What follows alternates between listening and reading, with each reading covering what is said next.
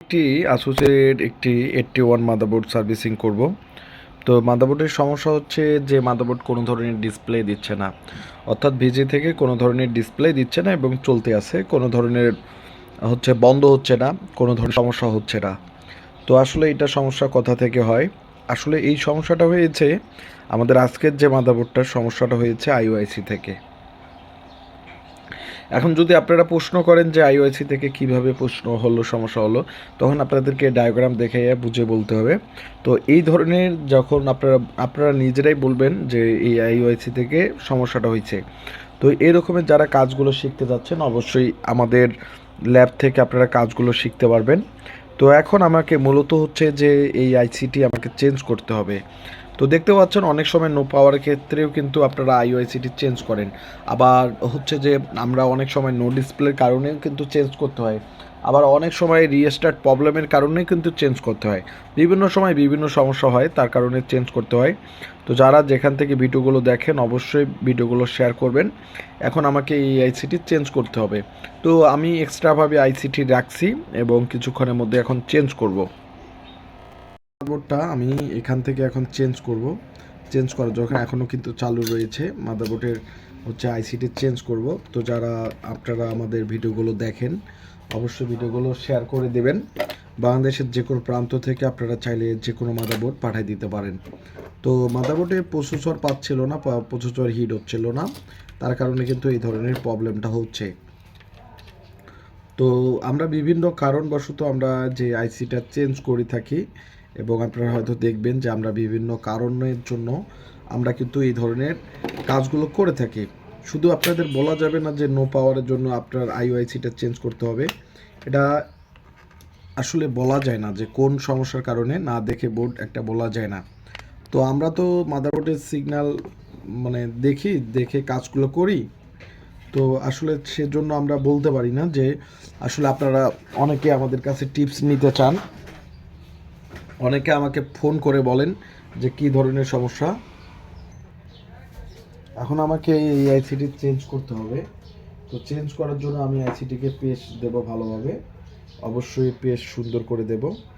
আর অবশ্যই আমাকে চেঞ্জ করার জন্য সুন্দর করে পেস্ট দিতে হবে, কেননা আইসিটাকে চেঞ্জ করব যেহেতু। তো যারা যেখান থেকে ভিডিওগুলো দেখেন অবশ্যই ভিডিওগুলো আমাদের শেয়ার করে দেবেন বাংলাদেশের যে কোনো প্রান্ত থেকে। এখন আমি আইসিটি চেঞ্জ করব।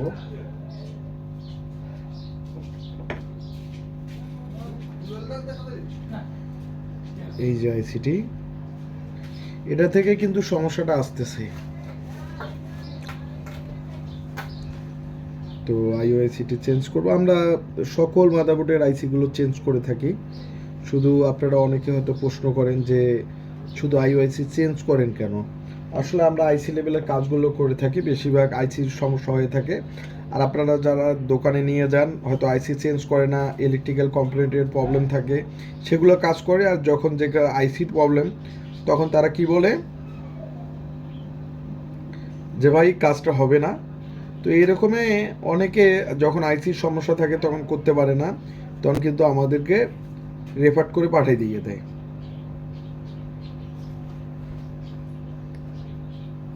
হিট দিচ্ছি সুন্দর করে, আর অবশ্যই সুন্দর করে, কেননা আপনারা হয়তো আমার আইসি লাগার ভিডিওগুলো অনেকগুলোই দেখেন।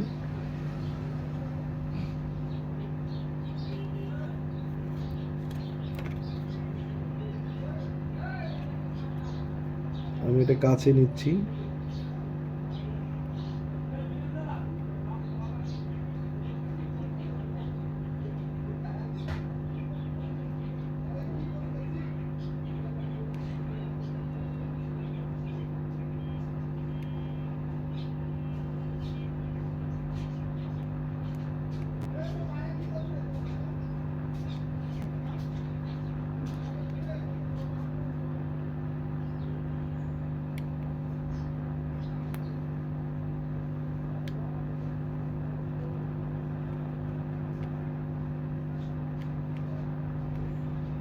আর এই আইসিটা খুবই একটু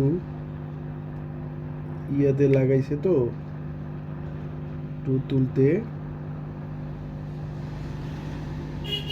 এই যে আপনারা দেখলেন যে আমি আইসিটা তুলে ফেললাম, অর্থাৎ এটা হচ্ছে নষ্ট আইসি। এই আইসিটির সমস্যা থাকার কারণে কিন্তু মাদারবোর্ডটা নো ডিসপ্লে সমস্যা দিয়েছিল। তো এখন আমাকে আইসিটি যেহেতু আমাকে চেঞ্জ করতে হবে, এখানে দেখতেছি একটা রেজিস্টার। এখন আমাকে আইসিটি যেহেতু আমি একটা নতুন একটা আইসি বসাবো, সেই সূত্রে অবশ্যই আমাকে পেজ দিয়ে সুন্দর করে আইসিটি বসাতে হবে।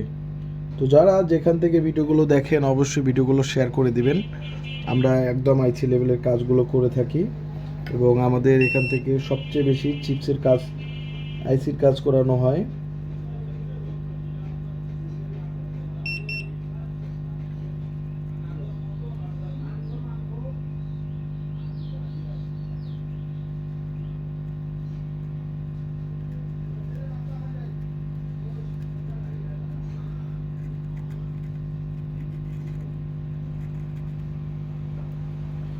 এই যে আমি এটা ক্লিন করতেছি।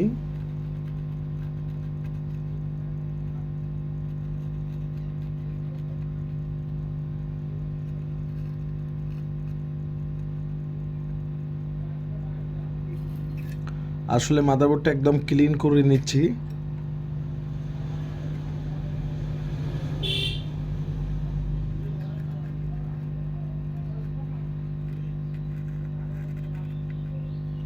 এই যে ক্লিন করে নিলাম। এখন আমি মাদারবোর্ডটা হচ্ছে পরিষ্কার করে নেব এবং চারপাশ সুন্দর করে পরিষ্কার করে নিয়ে একটি নতুন আইসি লাগাই দেব। তো অবশ্যই আপনারা আমাদের ভিডিওগুলো, প্রত্যেকটা ভিডিওগুলো দেখবেন এবং ভিডিওগুলো দেখে আপনারা আইসি লেভেলের কাজগুলো শিখতে পারবেন। এটা পরিষ্কার করে নিলাম। এই যে অবশ্যই এভাবে যেভাবে আমরা আইসি লেভেলের কাজগুলো করি, অবশ্যই আপনাদের আশা করি যে ভালো লাগবে।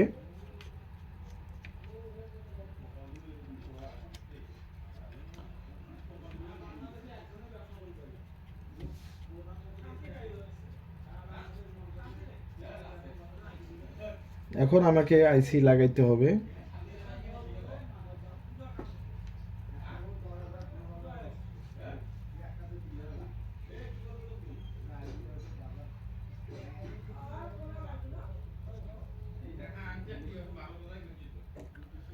এখন আমি আইসি লাগাবো। আর অবশ্যই আইসির 1 নাম্বার পিন দেখতে হবে, যে পিন কোথায় 1 নাম্বার। এই যে এটা হচ্ছে 1 নাম্বার পিন। এখানে সুন্দর করে আইসিটি আমি বসাই দেব।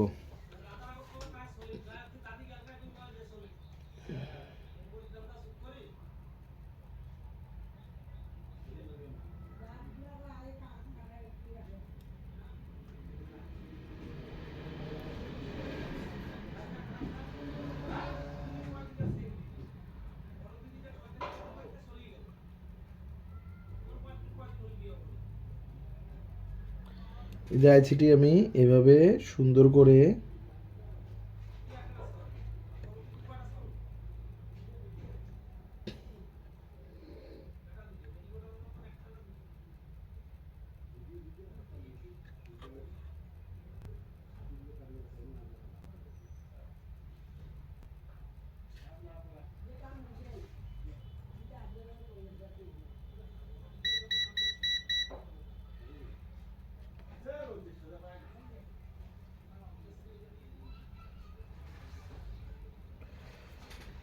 এই যে আইসিটি সুন্দর করে লাগাই দেব এখন। তো হিট দিয়ে লাগাচ্ছি আজকে। আপনারা 2 দিক দিয়ে লাগাইতে পারবেন, আর অবশ্যই হিট দিলেও কিন্তু সোল্ডারিং করতে হবে।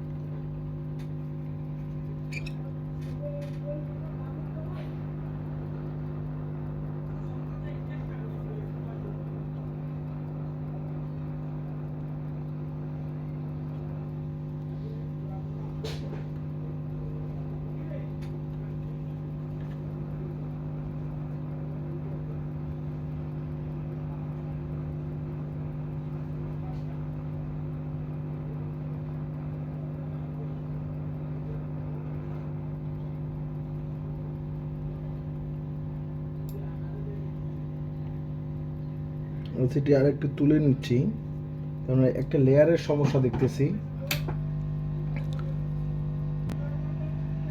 তো আবার লেয়ারটা আমি লাগাচ্ছি।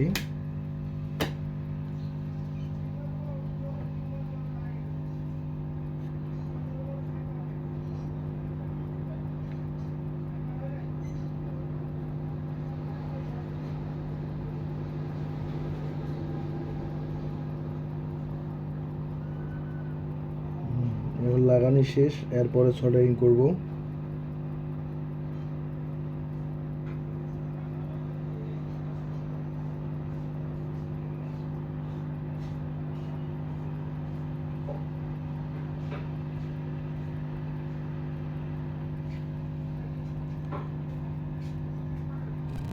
আইসিটি পরিষ্কার করে পাওয়ার দিয়ে দেখব যে আমাদের ঠিকঠাক আছে কি না।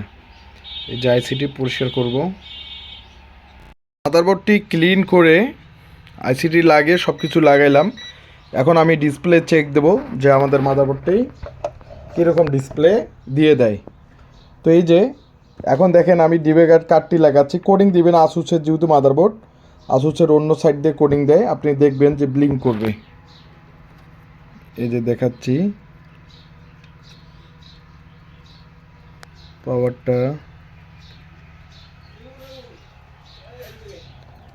এই যে লাইটটা ব্লিঙ্ক করতেছে এবং আসুসের পিসিএস থেকে ডিসপ্লে দেয় না, মানে কোডিং করে না। এই যে মাদারবোর্ড চালু হয়ে গেছে।